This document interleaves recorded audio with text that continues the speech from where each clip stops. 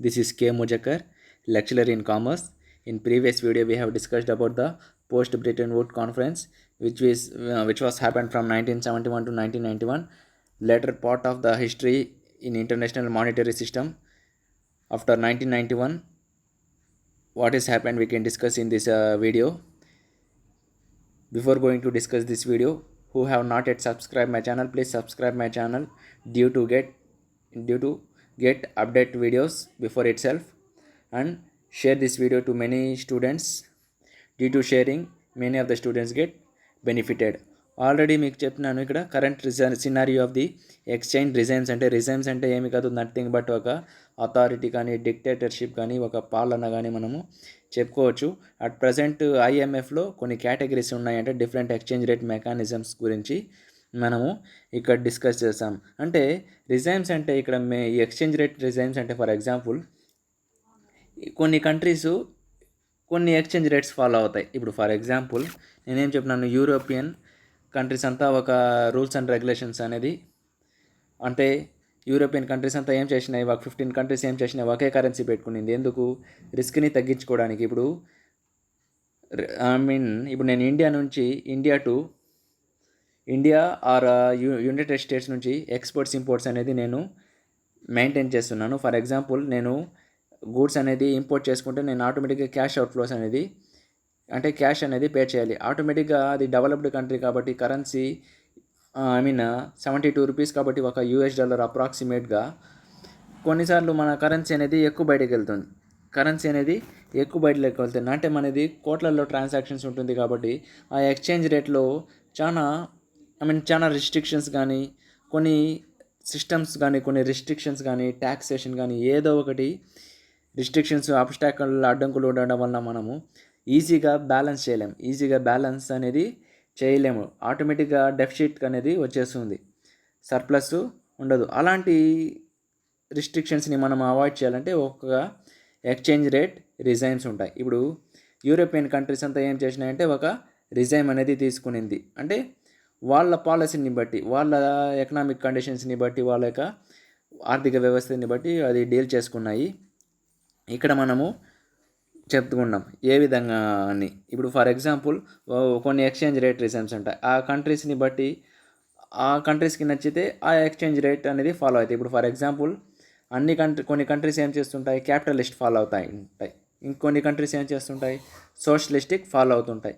మన కంట్రీ ఎస్పెషల్గా ఏం చేస్తుండేది, మిక్స్డ్ ఎకానమీ అనేది ఫాలో అవుతూ ఉంటుంది. Like private also as well as government also. ఇక్కడ ఫస్ట్ రిజైమ్ చెప్పుకోవాలంటే exchange arrangements with no separate legal tender అని చెప్పుకోవచ్చు. ఏమి ఇక్కడ లీగల్ టెండర్ అంటున్నాడు, కాకపోతే నో సపరేట్ లీగల్ టెండర్ అంటున్నాడు. What is this meaning? Why he saying no separate legal tender means I will tell you here. ఇప్పుడు exchange arrangements చేసుకుంటున్నాం కదా, ఇక్కడ చూద్దాం. The currency of the another country circulates as the sole legal tender. Formal dollarization or the member belongs to a monetary or currency union in which the same legal tender is shared by the members of the union. అంటే ఇక్కడ first of all మనము observe చేయాల్సిన word ఏమిటంటే ఇక్కడ tender. ఏమి ఇక్కడ tender? ఇప్పుడు for example ఇక్కడ మనం టెండర్ అంతే మనం ఏం చేస్తాము, ప్రతి ఒక్కరు వచ్చి కోట్స్ ఇస్తాం. ఇప్పుడు టెండర్ వేస్తాము. ఫర్ ఎగ్జాంపుల్ ఒక గవర్నమెంట్ ఏం చేసింది, ఒక బడ్జెట్ అనేది రిలీజ్ చేసిందంటే, కొటేషన్ టెండర్ వేసిందంటే మనం ఏం చేస్తాం, అందరూ పోయి కొటేషన్స్ వేస్తాం. ఎవరికి లో కాస్ట్ ఉంటే వాళ్ళకి బడ్జెట్ అనేది వస్తుంది. కాకపోతే అది అందరూ ఇన్వాల్వ్మెంట్ ఉంటుంది. కాకపోతే వీడు ఏమంటున్నాడు, ఎస్పెషల్గా నో సపరేట్ లీగల్ టెండర్ అంటున్నాడు. అంటే ఇక్కడ లీగల్ కూడా కాదు, అంటే నో సపరేట్ లీగల్ టెండర్ అంటే ఇక్కడ మనం చెప్పుకుందాం. ఇక్కడ the currency of the another country అంటే ఫర్ ఎగ్జాంపుల్ ఇప్పుడు నేనేమన్నాను, ఇప్పుడు ఈ యూరోపియన్ కంట్రీస్లో ఒక 15 కంట్రీస్ ఉన్నాయి అనుకోండి. లేకపోతే ఇంకా బెస్ట్ ఎగ్జాంపుల్ చెప్పాలంటే యూఎస్లో కూడా ఒక యునైటెడ్ స్టేట్స్, నేను ఆల్రెడీ చెప్పినాను కదా, యూకే అంటే యునైటెడ్ కింగ్డమ్స్. ఇందులో చాలా కంట్రీస్ ఉంటాయి. యునైటెడ్ స్టేట్స్లో కూడా చాలా కంట్రీస్ ఉంటాయి, న్యూయార్క్ కానీ, చికాగో కానీ. ఇక్కడ యూరోపియన్స్లో కూడా ఇలా చాలా కంట్రీస్ ఉంటాయి అనుకున్నాం. ఓకేనా, చాలా కంట్రీస్ ఉంటాయి. అలాంటి సిచ్యువేషన్స్లో ఎందుకు ఇలాంటి రూల్స్ పాలసీని ఇది మేక్ చేస్తారు, ఆల్రెడీ మీకు చెప్పింది. ఇప్పుడు యూరోపియన్ కంట్రీస్ ఎందుకు మేక్ చేస్తాయి, ఎక్స్చేంజ్ రేట్ రిస్క్ని చాలా తగ్గించుకోవడానికి. ఇక్కడ ప్రత్యేకంగా ఏమిటంటే ఒక కంట్రీ అనేది డామినేషన్ అనేది తీసుకుంటుంది.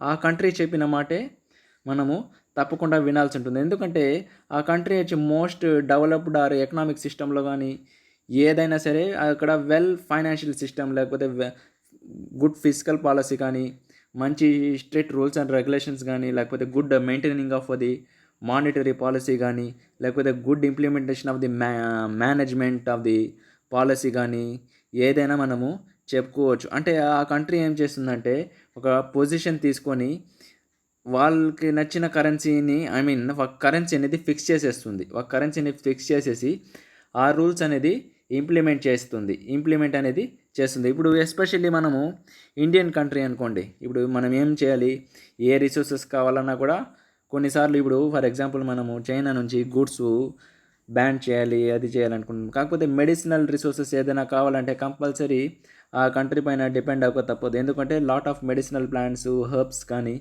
అక్కడ నుంచి అవైలబిలిటీలో ఉంటుంది అనమాట. ఇప్పుడు ఫర్ ఎగ్జాంపుల్ అవే కాకుండా ఇప్పుడు ఫర్ ఎగ్జాంపుల్ మనము అమెరికా నుంచి, రష్యా నుంచి డిఫరెంట్ టైప్స్ ఆఫ్ ప్రోడక్ట్స్ అనేది మనం కొంటుంటాం. ఇంకోటి మీకు కూడా చెప్పినాను, కంపారిటివ్ అడ్వాంటేజ్ తిరిగి కూడా మీకు చెప్పినాను. కొన్నిసార్లు హై క్వాలిటీ ఆఫ్ అంటే హై కాస్ట్ ఆఫ్ ప్రోడక్ట్స్ అనేది మనం మ్యానుఫ్యాక్చర్ చేసినట్టయితే మనము ఆల్మోస్ట్ ఆల్ ఎక్కువ రిస్క్ తీసుకున్నట్టే. ఏదైతే లో క్వాలిటీ బెస్ట్ లో cost best quality high level of technology equipment ఏది అవైలబిలిటీలో ఉంటుందో అది తయారు చేసుకుంటాము. ఏదైతే మనకి హై రిస్క్ ప్రాజెక్ట్స్ ఉంటుందో అవి మనం ఏం చేస్తాము, ఇంపోర్ట్ చేసుకుంటాం. అలాంటి సిచ్యువేషన్స్లో మనము ఇలా డిఫరెంట్ కంట్రీస్తో మనం లింకప్ అయి ఉంటాం కాబట్టి ఏమవుతుంది, మన కరెన్సీస్ అనేది బయటికి వెళ్ళిపోతుంది. మనం పే చేసేటప్పుడు ఏం చేయాలి, ఇప్పుడు యూఎస్కి పే చేసేటప్పుడు మనం డాలర్స్లో పే చేయాలి. అలాంటి సిచ్యువేషన్స్లో ఆ కన్వర్షన్ చేసుకునేకి, ఆ రిస్క్ చేసుకునేకి మొత్తం ఏమైపోతుంది, లాట్ ఆఫ్ ప్రాసెస్ ఉంటుంది. అదే ఒక సేమ్ కరెన్సీ ఉంటే ఏమైనా రిస్క్ అవుతుందా, ఏం రిస్క్ అనేది ఉండదు. ఇక్కడ చూడండి, the currency of the another country అంటే ఒక కంట్రీ సర్క్యులేట్స్ ఏమంటే సోల్ లీగల్ టెండర్ అంటే సింగిల్గా అంటే ఫార్మల్ డాలరైజేషన్. అంటే నేను చెప్పినాను కదా, ఇప్పుడు for example formal level communication తెలుసు మీకు, ఇన్ఫార్మల్ కమ్యూనికేషన్ తెలుసు. ఫార్మల్ లెవెల్ ఏ విధంగా ఉంటుంది, ఒక పర్టికులర్ ప్యాటర్న్ అనేది ఉంటుంది, ఒక సిస్టమేటిక్ ప్రాసెస్ అనేది, ఒక ప్రొసీజర్ అనేది, ఒక మెకానిజం అనేది ఉంటుంది. అంటే వాళ్ళు చెప్పిందే ఆటోమేటిక్గా మనకి ఇంప్లిమెంట్ అయిపోతాయి. ఇప్పుడు కూడా ఒక మేజర్ కంట్రీ ఏం చేసుకుంటుందంటే ఆ యొక్క సర్క్యులేట్ చేస్తుంది ఏ విధంగా, as a sole legal tender formal dollarization or the member belongs to monetary or currency union. అది కూడా మానిటరీ కంట్రీస్లో మెంబర్స్గానే ఉంటుంది. ఇప్పుడు ఫర్ ఎగ్జాంపుల్ ఇప్పుడు మనం WTOలో కూడా చూసినాం, కొన్ని మేజర్ కంట్రీస్ ఉంటాయి. డెవలప్డ్ కంట్రీస్లో ఇన్ని కంట్రీస్, డెవలపింగ్లో ఇన్ని కంట్రీస్ అని మనం WTOలో కూడా చూసినాము. దాంతోపాటు WTOలో కూడా మెంబర్ కంట్రీస్ ఉన్నాయి. ఇక్కడ కూడా సేమ్ IMFలో కూడా మెంబర్ కంట్రీస్ ఉంటాయి, మెంబర్ కంట్రీస్ అనేది ఉంటాయి. We know why the member countries are joining in order to get their benefits. ఇక్కడ మెంబర్ ఏం monetary or a currency union in which same legal tender is shared by the members of the union. ఇలాంటిది అంటే adapting such regime. ఇప్పుడు అర్థమైంది చూడండి, regime అనే word ఇక్కడ. అలాంటిది బిల్ అనేది, అలాంటి పాలన మనము ఇంప్లై చేసినట్టయితే అందరూ ఏం చేయాలి, కంపల్సరీ ఆ పాలసీకి సరెండర్ అవ్వాలి, ఆ మానిటరీ అథారిటీస్కి సరెండర్ అవ్వాలి. ఇంకా మెయిన్ అడ్వాంటేజ్ ఏమిటంటే అక్కడ ఇండిపెండెంట్ కంట్రోల్ అనేది ఉంటుంది. ఎందుకంటే సోల్ కంట్రీ రూల్ చేస్తుంటుంది కాబట్టి ఇండిపెండెంట్ కంట్రోల్ ఉంటుంది. ఫర్ ఎగ్జాంపుల్ మనము ఇప్పుడు కొన్ని కంట్రీస్ ఏముంది, క్యాపిటలిస్టే ఫాలో అవుతుంది. ఆటోమేటిక్గా గవర్నమెంట్ ఇన్వాల్వ్మెంట్, ఒకవేళ సమ్ రిస్ట్రిక్షన్స్ అని చెప్పినాను, ఒకవేళ గవర్నమెంట్ ఉన్నా ఏం చేస్తుంది, పెద్దగా ఇన్వాల్వ్మెంట్ ఉండదు, ఓవరాల్గా రన్ చేసేది క్యాపిటలిస్ట్ ఎకానమీ.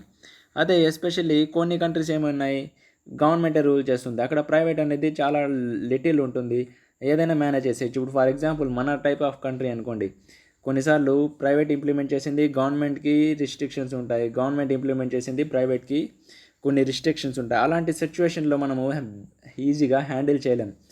అదే ఇక్కడ ఉందనుకోండి, ఒక ఇండిపెండెంట్ కంట్రోల్ అనుకోండి, ఏదైనా మనము చేయొచ్చు. అంటే వాళ్ళది ప్రెసిడెంట్ రూల్ అని కూడా మనము ఇంకా ఎగ్జాక్ట్గా చెప్పుకోవాలంటే over the domestic monetary policy as of 1999. అంటే ఇప్పుడు మనము కరెంట్ సినారియో గురించి డిస్కస్ చేస్తున్నాం కాబట్టి ఆ 1999కి 37 కంట్రీస్ ఇలాంటిది. అంటే ఇప్పుడు నేను చెప్పినాను కదా, ఒక కరెన్సీ ఉంటే పెద్దగా ఇండిపెండెంట్ కంట్రోల్లో ఉంటుంది, ప్లస్ ఎక్స్చేంజ్ రేట్లో రిస్క్ అనేది మినిమైజ్ చేసుకోవచ్చని 37 కంట్రీస్ ఏం చేసుకున్నాయంటే ఈ ఒప్పందానికి ఒప్పుకొని ఈ విధంగా ఎక్స్చేంజ్ రేట్ అనేది balance చేసుకునింది.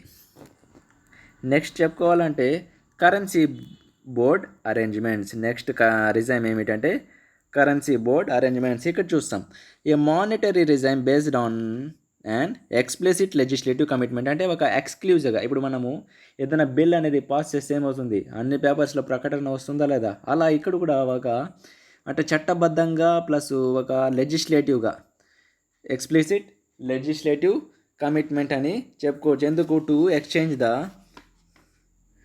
Exchange for a specified foreign currency అంటే ఫిక్స్డ్ ఎక్స్చేంజ్ రేట్ అనేది ఉంటున్నాడు. ఎందుకు ఈ విధంగా మనం ఎక్స్చేంజ్ చేసుకోవాలి, ఈ కారణాలు ఏంటి అసలు.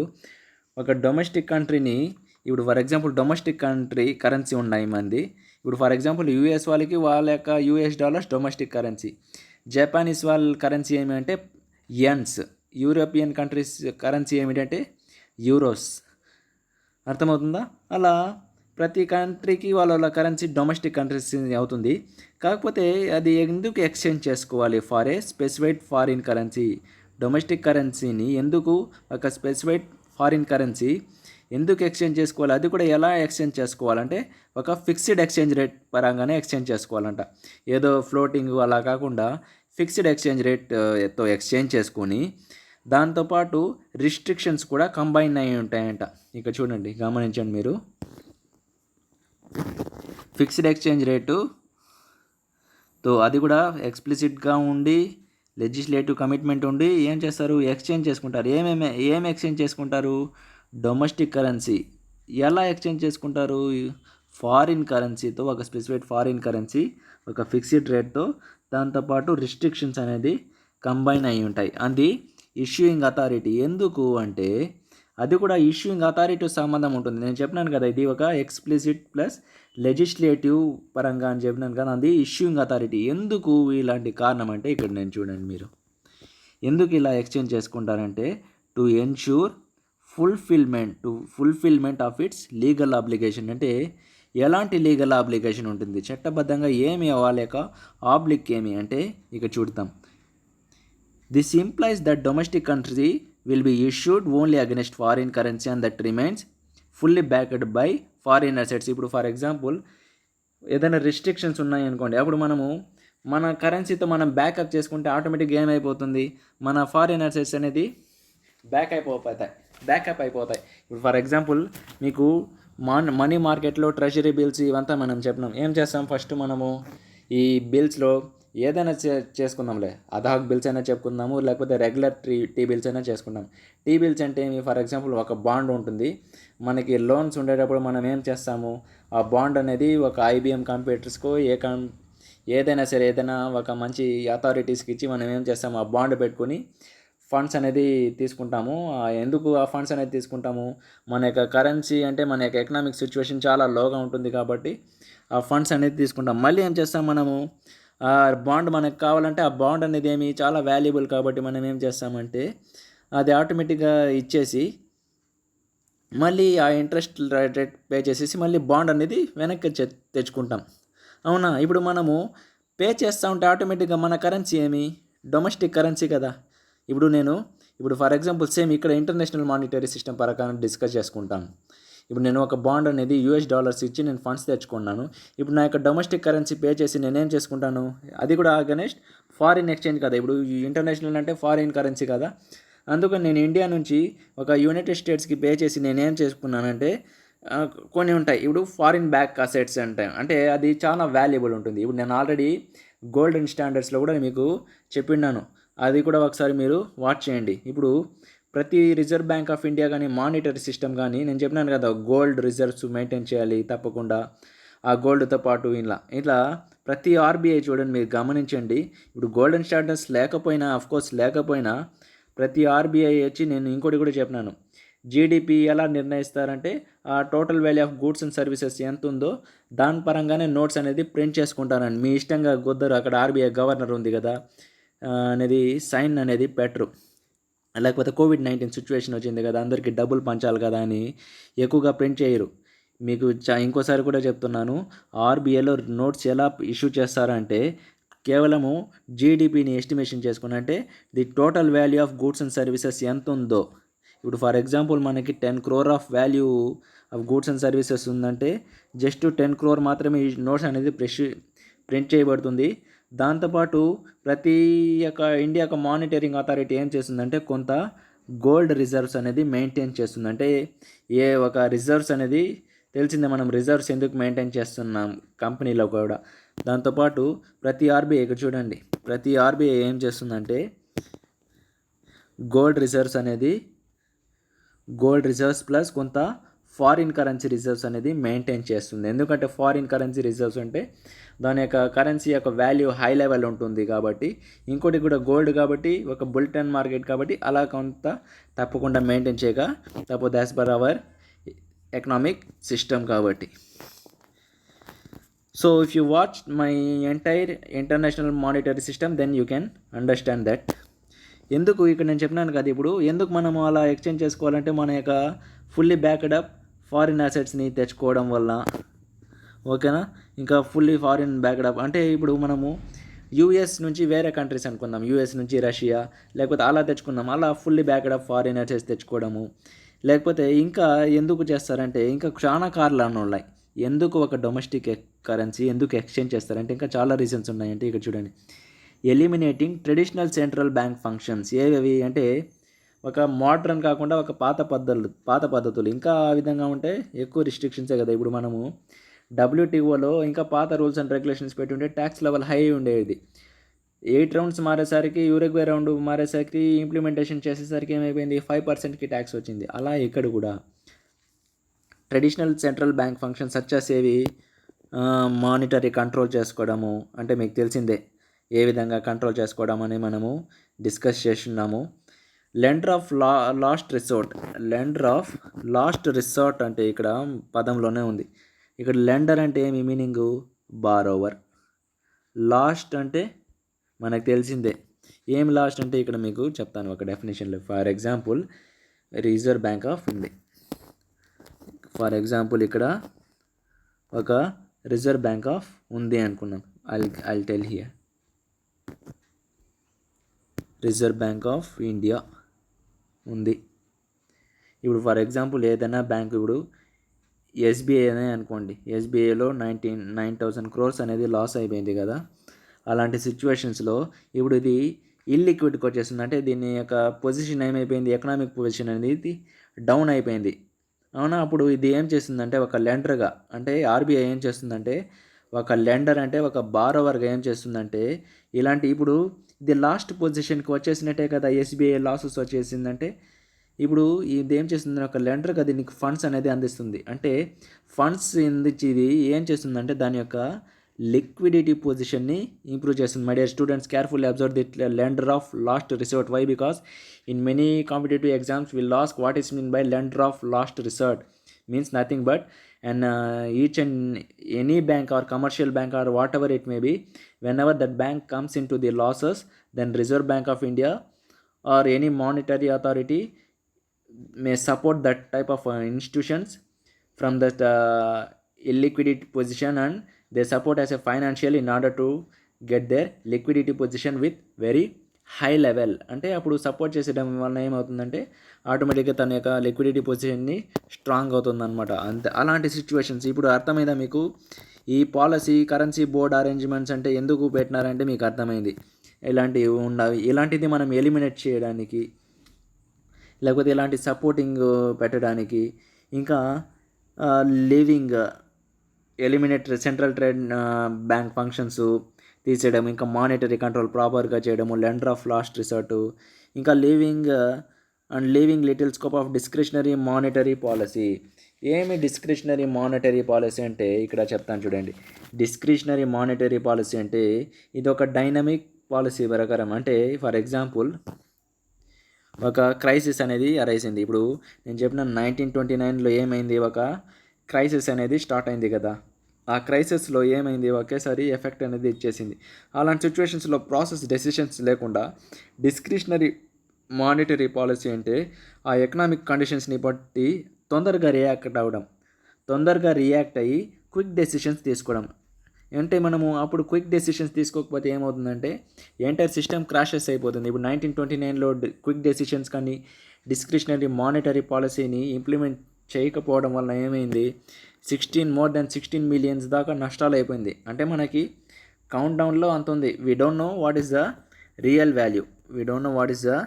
Real value of that. అలాంటిది ఏమన్నా ఉన్నట్టయితే ఇంప్లిమెంట్ చేయడము, లేకపోతే సమ్ ఫ్లెక్సిబిలిటీ మేబీ అఫోర్డెడ్, అవి కాకుండా ఇంకేమన్నా ఫ్లెక్సిబిలిటీ ఉందో, అంటే ఏదైనా సరే depending on how strict the banking rules of the currency board arrangements are అని ఆ విధంగా. అంటే మెయిన్ ఏమిటంటే ఈ పాలసీ ఒక ఎక్స్ప్లిసిట్ లెజిస్లేటివ్, దాంతోపాటు ఎందుకు డొమెస్టిక్ కంట్రీ ఎక్స్చేంజ్ చేసుకుంటుందంటే ఒక స్పెసిఫిక్ ఫారిన్ కరెన్సీకి ఏమి కారణాలు అంటే మనకు తెలిసిందే. మన యొక్క ఫారిన్ అసెట్స్ని బ్యాకప్ చేసుకోవడము, కొన్ని ట్రెడిషనల్ సెంట్రల్ బ్యాంక్ ఫంక్షన్స్ని ఎలిమినేట్ చేయడము, ఇలాంటిది మనం చెప్పుకోవచ్చు.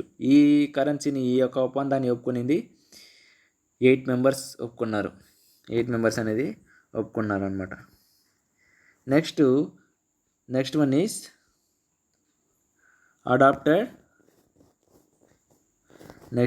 Other conventional fixed peg arrangements అని చెప్పుకుందాం. ఇక్కడ ఇది మెయిన్ అనమాట. ఇక్కడ the country formal or de facto, de facto అంటే ఇక్కడ ఏమీ లేదు. డిఫాక్టో అంటే formal. First of all we are discussing the formally. ఇంకా డిఫాక్టో అంటే ప్రత్యేకంగా చెప్పుకోవాలంటే వాస్తవం అని చెప్పుకోవచ్చు మనం. వాస్తవం కానీ లేకపోతే in fact weather right are wrong, ఒక మాటలో చెప్పుకోవాలంటే what is the situation and what is the fact. ఇక్కడ ఫిక్స్డ్ కరెన్సీ అంటే ఆ యొక్క కరెన్సీని, ఇది ఫిక్స్డ్ అంటే ఫిక్స్డ్ ఎక్స్చేంజ్ అని చెప్పుకోవచ్చు. అంటే పెక్స్ అంటే ఏదో కాదు, ఎక్స్చేంజ్. ఇక్కడ చూడండి, ది కంట్రీ ఎక్స్చేంజ్ అంటే ఇక్కడ చూడండి మీకు అర్థమైపోతుంది. పెక్స్ అంటే exchange, the country exchange it currency అంటే ఫిక్స్డ్ రేటు అనదర్ కరెన్సీ అరే బాస్కెట్ ఆఫ్ కరెన్సీ. ఇక్కడ కూడా సేమ్ ప్రీవియస్ రిజైమ్ లాగే ఉంటుంది. కాకపోతే ఇక్కడ అదర్ కరెన్సీకి ఎక్స్చేంజ్ చేసుకుంటుంది ఒక ఫిక్స్డ్ రేట్కి. కాకపోతే ఆర్ బాస్కెట్ ఆఫ్ కరెన్సీస్ అంటే నంబర్ ఆఫ్ కరెన్సీస్. అంటే ఇక్కడ బాస్కెట్ ఆఫ్ కరెన్సీస్ అంటే ఎందుకు చెప్తాం, చాలా కరెన్సీస్ ఉన్నాయి. ఇప్పుడు for example basket of currencies అంటే మెయిన్గా చెప్పుకోవాలంటే ఒక 5 మేజర్ కరెన్సీస్ ఉంటాయన్నమాట. అందులో 5 మేజర్ కరెన్సీస్ అనేది ఉంటుందంటే, ఇప్పుడు నేను చెప్పినాను కదా స్టార్టింగ్ పాయింట్లో డెవలప్డ్ కంట్రీ కరెన్సీస్ అని. అంటే ఇక్కడ మేజర్ డెవలప్డ్ అంటే major high value of currencies ఏమిటంటే, ఇక్కడ ఫస్ట్ బాస్కెట్ ఆఫ్ కరెన్సీస్లో చెప్పుకుంటాను నేను, వినండి. US dollars, I will put you here market. US dollars ఒక బాస్కెట్ ఆఫ్ కరెన్సీలో అంటే major value of currency. Next euros, European countries. Next Japanese yens, జపానీ కరెన్సీ వచ్చి జేపీవై, జపానీస్ యన్స్. నెక్స్ట్ ఇంకా చెప్పుకోవాలంటే బ్రిటిష్ పౌండ్స్, బీపీవై అంటాం. లేకపోతే బ్రిటిష్ పౌండ్స్ అంటాం, అంటే బ్రిటన్ యొక్క కరెన్సీ పౌండ్స్ కదా. నెక్స్ట్ ఇంకా చెప్పుకోవాలంటే చైనీస్ కరెన్సీ కూడా రీసెంట్గా యాడ్ అయింది. అది ఏమిటంటే రెన్మిన్బి, RENMINBI అంట రెన్మిన్బి అనేది. ఇలాంటిది ఇది మేజర్ కరెన్సీస్ కాబట్టి మనం ఏం చేస్తామంటే దీన్ని బాస్కెట్ ఆఫ్ కరెన్సీస్ కూడా మనము చెప్పుకోవచ్చు. అంటే మనకు తెలిసిందే లాట్ ఆఫ్ కరెన్సీస్, కాకపోతే మేజర్ కరెన్సీస్ ఏవంటే ఇవి అని మనము చెప్పుకోవచ్చు. మీకు క్వశ్చన్స్ కూడా కాంపిటేటివ్లో అడగవచ్చు, what is mean by basket of currencies అంటే ఆప్షనల్స్లో వచ్చినప్పుడు మీరు ఈజీగా ఐడెంటిఫై చేసుకోవచ్చు. US dollars, euros, renminbi, yens and pounds అని చెప్పుకోవచ్చు. ఇక్కడ ఎందుకు ఇలాంటి బాస్కెట్ ఆఫ్ కరెన్సీస్ ఎక్స్చేంజ్ చేసుకోవాలి ఒక కరెన్సీ నుంచి బాస్కెట్ ఆఫ్ కరెన్సీ అంటే, ఇక్కడ నేను ఫిక్స్డ్ రేట్ కంటే, ఎందుకంటే wear the basket is formed from the currencies of major trading of financial partners. ఇలాంటిది ఏమన్నా ట్రేడింగ్ చేసుకోండి. ఇవి నేను చెప్పినాను కదా, మేజర్ అంటే ఇలాంటి ఎక్కువ పార్ట్ ఉండడం financial partners and weights reflect the geographical distribution of the trades and services or capital flows. ఇలా మేజర్గా ట్రేడ్ చేయడం వలన ఎకనామిక్ సిస్టమ్కి ఎక్కువ ఇంపాక్ట్ అనేది పడుతుంది. అంటే ఎక్స్టర్నల్ ఎన్విరాన్మెంట్ కాబట్టి మనం కంట్రోల్ చేయలేం, కాబట్టి ఇలాంటి సిచ్యువేషన్స్ అనేది మనం తీసుకురావడం అనేది జరిగింది. The currency composites can also be standardize. ఇక్కడ ఆటోమేటిక్గా మేజర్ ఉండడం వలన స్టాండర్డైజ్ రూల్స్ అండ్ రెగ్యులేషన్స్ ఉంటుంది. As in the case of SDR. What is mean by SDR అంటే ఇక్కడ మీకు చెప్తాను. ఇక్కడ ఎస్డిఆర్ అంటే ఏం లేదు, స్పెషల్ డ్రాయింగ్ రైట్స్. ఎస్డిఆర్ అంటే స్పెషల్ డ్రాయింగ్ రైట్స్. ఇది కూడా మీకు కాంపిటేటివ్స్లో వచ్చే అవకాశం ఉంది. What is the abbreviation of SDR అంటే? ఇక్కడ ఎస్డిఆర్లోనే ఉండేదే బాస్కెట్ ఆఫ్ కరెన్సీస్. ఓకేనా? ఎస్డిఆర్ యొక్క భాగమే బాస్కెట్ ఆఫ్ కరెన్సీస్ అని మనము చెప్పుకోవచ్చు. That is mean by SDR. అంటే ఇక్కడ ఎస్డిఆర్ అంటే ప్రత్యేకంగా ఏం లేదు. I will give you here example. Here I will tell you in this page.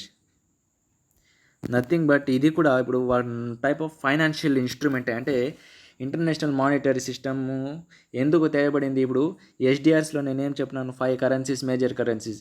ఇప్పుడు ఇలాంటి 5 మేజర్ కరెన్సీస్, హై వాల్యూడ్ ఉండే కరెన్సీస్ ఏం చేస్తుంది, ఆటోమేటిక్గా ఎలాంటి సిచ్యువేషన్ అన్నా అంటే కంట్రోల్ చేసుకునే కెపాసిటీ ఉంటుంది. ఎందుకంటే హై వాల్యూ ఆఫ్ కరెన్సీ. ఇప్పుడు న్యూ ఫర్ ఎగ్జాంపుల్ ఇది వదిలేయండి, నెక్స్ట్ కాన్సెప్ట్ ఇందులోనే మీకు ఇంకో ఎగ్జాంపుల్ చెప్తాను. ఇప్పుడు ఫర్ ఎగ్జాంపుల్ ప్రీవియస్లో మనకి ఏదైనా షేర్స్ కొనాలన్నా ఈక్విటీ షేర్స్, ప్రిఫరెన్స్ షేర్స్ మాత్రమే ఉన్నాయి. అప్పుడు ప్రజలు ఇప్పుడు ఫర్ ఎగ్జాంపుల్ నేను ఈక్విటీ షేర్స్ కొన్నాను ఒక 10 lakhs. ఓకే, నేను ఫస్ట్ కాల్ అప్పుడు లేకపోతే ఫైనల్ కాల్ అప్పుడు నేను కట్టకపోయినాను. ఇప్పుడు ఫండ్స్ పైనే ఎంటైర్ ఒక 10 crores అనుకోండి, ఒక 10 crores ఒక 10 members పే చేస్తున్నారు అనుకోండి ఆటోమేటిక్గా. ఇప్పుడు ఫర్ ఎగ్జాంపుల్ నేను 10 lakhs వేసుకున్నా. యాక్చువల్గా మళ్ళీ అయినా నేను పే చేయాల్సిందే, అరియర్స్ అయినా. సెకండ్ కాల్ వరకు నాకు 9 lakhs వచ్చింది. కాకపోతే నా యొక్క కంపెనీ యొక్క మొత్తం అమౌంట్ వచ్చి 10 lakhs. ఇప్పుడు 1 lakh నాకు ఏమైపోయింది, కాల్స్ ఇన్ అరియర్స్. ఇప్పుడు ఈ ఓవరాల్ అమౌంట్ జనరేట్ అయితేనే నా ప్రాజెక్ట్ అనేది సక్సెస్ అవుతుంది. అంటే ఎందుకంటే మనకు తెలిసిందే, ఎంటర్ప్రెన్యూర్ ఏం చేసి ఉంటాడు, ఎంత బడ్జెటరీ ప్లాన్ ఉంటుందో, అమౌంట్ ఎస్టిమేటెడ్ అమౌంట్ ఉంటుందో దాని ప్రకారమే మెషినరీ కొనాలన్నా, టెక్నాలజీ ఎక్విప్మెంట్ రైస్ చేయాలన్నా, ఏదో ఒక కారణాల వల్ల అంత ఎస్టిమేట్ చేసి ఉంటాడు బడ్జెట్. ఇప్పుడు ఆటోమేటిక్గా ఏమైపోతుంది, మనకి కొంత రిస్క్ అనేది ఉంటుంది. అదే లేటర్ ఆన్ ఏమైంది, ఇంకోటి అక్కడ ఈక్విటీ షేర్స్ కానీ ఇలాంటి ఎక్కువ టర్మ్స్ అండ్ కండిషన్స్ ఉంటాయి. ఇప్పుడు అలాంటి ఇబ్బందులు ఎదుర్కోకూడదా, ఎందుకు ఏం చేసినారు, సెక్యూరిటీ అనాలిసిస్ చేసినారు. దాంతోపాటు new types of financial instruments చేసినారు. అప్పుడు ఏదైనా షేర్స్ ఇన్వెస్ట్ చేయాలంటే ఆ కాలంలో కేవలం రిచ్ పీపుల్ మాత్రమే ఇన్వెస్ట్ చేసేవాళ్ళు. ఇప్పుడు ఇన్వెస్ట్ చేయాలంటే ఏం చేస్తున్నారు, ఇప్పుడు మ్యూచువల్ ఫండ్స్ రావడం వలన ఏమైంది, ఇది కూడా ఒక టైప్ ఆఫ్ ఫైనాన్షియల్ ఇన్స్ట్రుమెంటే కదా. ఇప్పుడు మిడిల్ క్లాస్ వాళ్ళు కూడా ఏం చేసుకుంటారు, వాళ్ళ యొక్క ఇన్వెస్టర్స్ని సేవ్ చేసుకోవడం అనేది జరుగుతుంది. ఇక్కడ సేమ్ అదే విధంగా, ఇప్పుడు సేమ్ ఇక్కడ కూడా అదే విధంగా ఎస్డిఆర్ అంటే ఇది కూడా ఏమంటే ఒక ఇంట్రెస్ట్ బేరింగ్ ఇంటర్నేషనల్ రిజర్వ్. అంటే ఇంటర్నేషనల్ మానిటరీ సిస్టమ్ ప్రకారం ఇప్పుడు మనం నార్మల్గా మనీ మార్కెట్లో ఇన్స్ట్రుమెంట్ చెప్పుకోవాలన్నా, ఏదైనా చెప్పుకోవాలన్నా కూడా అది నేషనల్ లెవెల్లో. ఇంటర్నేషనల్ లెవెల్లో ఏదైనా రిజర్వ్ ఉందంటే, ఇప్పుడు ఫర్ ఎగ్జాంపుల్ ఇంటర్నేషనల్ ప్రకారము ఏదైనా new types of financial instrument ఉందంటే అది ఎస్డిఆర్ అని చెప్పుకోవచ్చు. అంటే ఇది ఒక బెస్ట్ ఫైనాన్షియల్ ఇన్స్ట్రుమెంట్ అని చెప్పుకోవచ్చు. ఎందుకు, ఇందులో మేజర్ కరెన్సీస్ అనేది ఇన్వాల్వ్ అయి ఉంటాయి. అని మీకు చెప్పినాను. ఎస్డిఆర్ అంటే ఒక మాటలో చెప్పాలంటే ఇంట్రెస్ట్ బేరింగ్ ఇంటర్నేషనల్ రిజర్వ్ అని చెప్పుకోవచ్చు. ఇది మానిటరీ సిస్టమ్. అంటే ఐఎంఎఫ్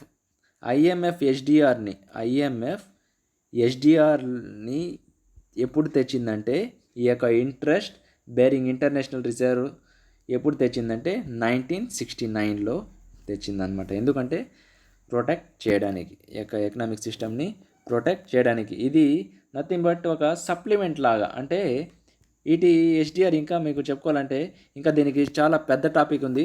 ఎస్డిఆర్ అనేది మనం ఒక ప్రత్యేకంగా నెక్స్ట్ వీడియోలో when it's comes as a part ఓవరాల్గా మీకు ఎస్డిఆర్ గురించి ఓవరాల్గా డిస్కస్ చేస్తాను. దాని యొక్క మెరిట్స్ ఏమి, దాని యొక్క డిమెరిట్స్ ఏమి, అసలు ఆ యొక్క 5 countries ఎందుకు ఇన్వాల్వ్ అయ్యిండని మనం ఎస్డిఆర్స్ గురించి డిస్కస్ చేస్తాము. కాకపోతే ఇక్కడ వచ్చాయి కాబట్టి జస్ట్ ఒక బ్రీఫ్ మేనర్లో మనము డిస్కస్ చేస్తాము. ఎస్డిఆర్ నథింగ్ బట్ ఒక ఇంట్రెస్ట్ బేరింగ్ ఇంటర్నేషనల్ రిజర్వ్ 1969లో ఐఎంఎఫ్ క్రియేట్ చేయబడింది. నథింగ్ బట్ ఇది ఒక సప్లిమెంట్ రిజర్వ్, అంటే సపోర్టింగ్ రిజర్వ్.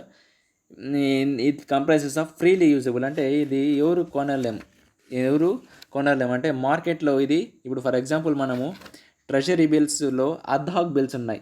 అద్హాక్ బిల్స్ ఏం చేస్తే ఎవరన్నా మనం మార్కెటబుల్ చేయగలమా?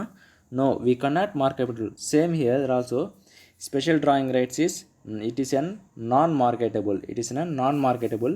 Just this reserve kept by IMF in order to eliminate any in order to eliminate any restrictions by adjustments. ఇప్పుడు ఫర్ ఎగ్జాంపుల్ ఏదైనా రిస్క్ వచ్చింది, ఇలాంటి రిజర్వ్ తెచ్చుకుని మనం సప్లిమెంట్ తెచ్చుకుని సపోర్ట్ చేయడం వల్ల ఏమవుతుంది, మనము ఎలాంటి రిస్క్ అయినా మనం ఏం చేయొచ్చు, ఎలిమినేట్ చేసుకోవచ్చు, ఎలిమినేట్ అనేది చేసుకోవచ్చు. కాకపోతే ఈ రిజర్వ్ ఐఎంఎఫ్ ఎప్పుడు తెచ్చిందంటే 1969లో తెచ్చింది. ఓకేనా, దట్ ఈస్ హియర్. ఓకే, ఇక్కడ చూస్తాం there is no commitment to keep the parity irrecoverable. ఎందుకు, ఇప్పుడు నేను ప్యారిటీ అంటే ఆల్రెడీ చెప్పినాను, ఒక nothing but it is fixed exchange అని. Number of synonyms are there irrecoverable. The exchange rate may fluctuate within narrow margins of less than +or- already మీకు చెప్పినాను, +or- చెప్పినాను మీకు. +1 ఏ విధంగా ఇంపాక్ట్ ఉంటుంది, -1 ఏ విధంగా ఇంపాక్ట్ ఉంటుంది. అదే central state of the maximum and minimum value of exchange rate May remain with in narrow margin of 2% for at least 3 months. కొన్నిసార్లు +2 months అయిపోయింది అనుకోండి, the monetary authority stands ready to maintain the fixed parity through direct intervention. ఇప్పుడు already మీకు చెప్పినాను, +1 ఉంటే ఏ విధంగా impact ఇస్తుంది, -1 ఉంటే ఏ విధంగా ఇంపాక్ట్ ఇస్తుందని నేను చెప్పినాను. ఇక్కడ ఒకవేళ +2కి మారిపోయింది అనుకున్నాం, ఏం చేస్తారు, అది ఒక 3 monthsకి ఉంది. అప్పుడు ది మానిటరీ అథారిటీ ఏం చేస్తుందంటే ఫిక్స్డ్ ప్యారిటీ అంటే ఒక ఫిక్స్డ్ రూల్ అనేది, ఒక ఫిక్స్డ్ ఎక్స్చేంజ్ అథారిటీ అనేది తీసుకుంటుంది, ఫిక్స్డ్ ప్యారిటీ త్రూ. అది కూడా ఏ విధంగా, డైరెక్ట్ ఇంటర్వెన్షన్. దట్ ఈస్ ఏమంటే అక్కడ సేల్ ఆర్ పర్చేస్ ఆఫ్, అప్పుడు సేల్ చేయాలా పర్చేస్ చేయాలా foreign exchange in the market. లేకపోతే ఒకవేళ దానికంటే లోగా ఉన్నిందంటే ఏం చేస్తుంది, లేకపోతే ఇండైరెక్ట్ ఇంటర్వెన్షన్ అనేది తీసుకుంటుంది. Like agrees use of interest rate policy. ఒకవేళ +2 కంటే ఎందుకు, ఇప్పుడు +2 వచ్చిందంటే మనం సేల్స్ చేసినా పర్చేస్ చేసినా ఏదో కొంత బెనిఫిట్ ఉంటుంది. లేకపోతే ఇప్పుడు అదే మనకి మైనస్లో కానీ ఇలాంటివి వచ్చేసిందంటే ఏం చేస్తాడు, మనం అగ్రెసివ్ యూజ్ ఆఫ్ ఏదో ఒకటి చేయొచ్చు. ఒకటి సేల్స్ అయినా చేసేయచ్చు +2 వస్తే, లేకపోతే మైనస్ ఏదో కారణాల వల్ల సేల్స్ ఆర్ పర్చేస్ చేసేయచ్చు. లేకపోతే ఇంకా ఇండైరెక్ట్ ఇంటర్వెన్షన్ యూజ్ చేసి అగ్రెసివ్ ఉంటే మనకు తెలిసిందే, అగ్రెసివ్ ఉంటే కంపల్సరీ దేస్ and more nature. Aggressive use of interest rate policy, imposition of foreign exchange rules regulations. ఇంకా మీకు మారల్ సుయేషన్ గురించి కూడా ఆల్రెడీ మీకు రిజర్వ్ బ్యాంక్ ఆఫ్ ఇండియాలో మానిటరీ పాలసీలో డిస్కస్ చేసేటప్పుడు మీకు మారల్ సుయేషన్ అనేది ఎక్స్ప్లెయిన్ చేసినాను. ఇక్కడ మారల్ సుయేషన్ అంటే ఏమిటంటే, ఇప్పుడు ఏ విధంగా అయితే మెజర్స్ అనమాట, మెజర్స్ అంటే నథింగ్ బట్ ఒక ప్రివెంటివ్ మెజర్స్. ఇప్పుడు ఏదైనా ఇలాంటి +2 ఇలాంటిది -2 ఇలాంటి +or- ఎఫెక్ట్ చేసినప్పుడు, పాజిటివ్ ఆర్ నెగిటివ్ ఇంపాక్ట్ చేసినప్పుడు ఏం చేస్తున్నానంటే మారల్ సుయేషన్ అంటే just as a according to trends of ఎకానమీని బట్టి మనము మెజర్స్ అనేది తీసుకోవడం అనేది జరిగింది. That constrains foreign exchange activity or through intervention by other public institutions. And also flexibility of monetary policy through limited is greater than in case of exchange rate agreement with no separate legal tender and currency boards because traditional central bank functions are still possible. However, no separate legal tender ఉన్నాయి, మన ప్రీవియస్లో discuss చేసినాం. అంటే ఇది కొన్ని flexible policies, ఏవి ఇది flexibility of monetary policy through limited మనకు తెలిసింది is greater than is case of exchange arrangements with no separate legal tender ఉన్నాయి. ఇంకా ప్రీవియస్లో మనం డిస్కస్ చేసినప్పుడు ఇలాంటిది కరెన్సీ బోర్డ్ అరేంజ్మెంట్స్ ఉన్నాయి. Of course there are some of the policies ఏవి ఉన్నాయి, ఇంకా ట్రెడిషనల్ సెంట్రల్ బ్యాంకింగ్ ఫంక్షన్స్ ఇంకా స్టిల్ పాసిబుల్లో ఉన్నాయి. Of course traditional central banking ఫంక్షన్స్లో ఎంతమంది జాయిన్ అన్నారు, 8 మెంబర్సే జాయిన్ అయినాయి. అంటే ఇక్కడ ఏం చేసినాయి, ట్రెడిషనల్ ఫంక్షన్స్ని ఆటోమేటిక్గా ఎలిమినేట్ చేస్తున్నాం. కాకపోతే కొన్ని కంట్రీస్ ఎలిమినేట్ చేస్తాయి, అన్ని కంట్రీస్ ట్రెడిషనల్ సెంట్రల్ బ్యాంకింగ్ ఫంక్షన్స్ని ఎలిమినేట్ చేయలేవు కదా. Of course there may be several reasons due to not eliminate చేయడానికి. లేకపోతే వాళ్ళు నేను ఆల్రెడీ చెప్పినాను, వాళ్ళ యొక్క ఎకనామిక్ సిస్టమ్ని బట్టి ఏం చేస్తుంటారు, ఎకనామిక్ సిస్టమ్ని బట్టి చేంజ్ చేసుకుంటూ ఉంటారు. అంటే ఆ ఎకనామిక్ సిస్టమ్ని బట్టి ఒక్కొక్క రిజైమ్ ఫాలో అవుతారు, వాళ్ళ రిజైమ్ని ఫాలో అయ్యి వాళ్ళకి నచ్చినట్టయితే ఆ కంట్రీస్ అనేది అక్కడ జాయిన్ అయిపోతాయి. ఇక్కడ సో సేమ్, ఇక్కడ traditional central banking functions are still possible. కాబట్టి ఇక్కడ నో సెపరేట్ లీగల్ టెండర్ ఇలాంటి central boards because traditional central bank functions are still possible and the monetary authority can adjust the level of exchange rate although relatively infrequently. Okay, due to this type of situation. అంటే ఆ కంట్రీని economic సిచ్యువేషన్స్ని బట్టి ఆ యొక్క అథారిటీస్ని బట్టి అలా వెళ్ళి ఆ regime ప్రకారం ఆ కంట్రీస్ అనేది జాయిన్ అయిపోతాయి. ఈ ఒప్పందాన్ని ఒప్పుకునింది టిల్ 1999 వరకు. ఇక చూడండి, అప్ టు 1999 30 కంట్రీస్, అంటే 30 కంట్రీస్ ఏం చేసుకున్నాయంటే had exchange their currencies to a single currency. అర్థమైందా? While 14 countries to a basket of currency. ఇందులో 30 కరెన్సీస్ ఏం చేసుకున్నాయి అంటే సింగిల్ కరెన్సీకి మారిపోయినాయి. అందులో 14 కరెన్సీస్, అందులో డెవలప్డ్ కూడా కంట్రీస్ ఉండొచ్చు, డెవలపింగ్ కంట్రీస్ కరెన్సీస్ కూడా ఉండొచ్చు. అంటే 14 countries to a basket of currencies అంటే కంపల్సరీ అవి ఏ టైప్స్ ఆఫ్ కరెన్సీస్ అని మనం అజంప్షన్ చేసుకోవచ్చు అంటే డెవలప్డ్ కంట్రీస్ అని మనము అజంప్షన్ అనేది చేసుకోవచ్చు. ఇంకా నెక్స్ట్ వీడియోలో మనము రిమైనింగ్ పార్ట్ అనేది డిస్కస్ చేస్తాం, like pegged exchange rate with horizontal bands, crawling pegs and exchange rate with crawling bands, and managed floating with no predetermined path for the exchange rate, and also independent floating. Okay, my dear students, it is most difficult topic, so I am discussing in many parts. You just create as a playlist all these parts in order to get clearly. Why? Due to creating this playlist, international monetary system entire system అనేది ఒక ప్లేలిస్ట్లో save అయిపోయి ఉంటుంది. ఇప్పుడు for example I'm discussing many videos regarding many subjects. Due to it will sometimes may confuse you. In order to not need to confuse you, you just create this international system in one playlist. Okay, if you have any comments, you can comment me, and watch this video. If you have watched this video more times, why? Because it is a difficult task. Due to understanding more times, we can understand very easily. And also, till now who have not subscribed my channel, please subscribe it. Okay, we can discuss remaining part in next class. Thank you for watching.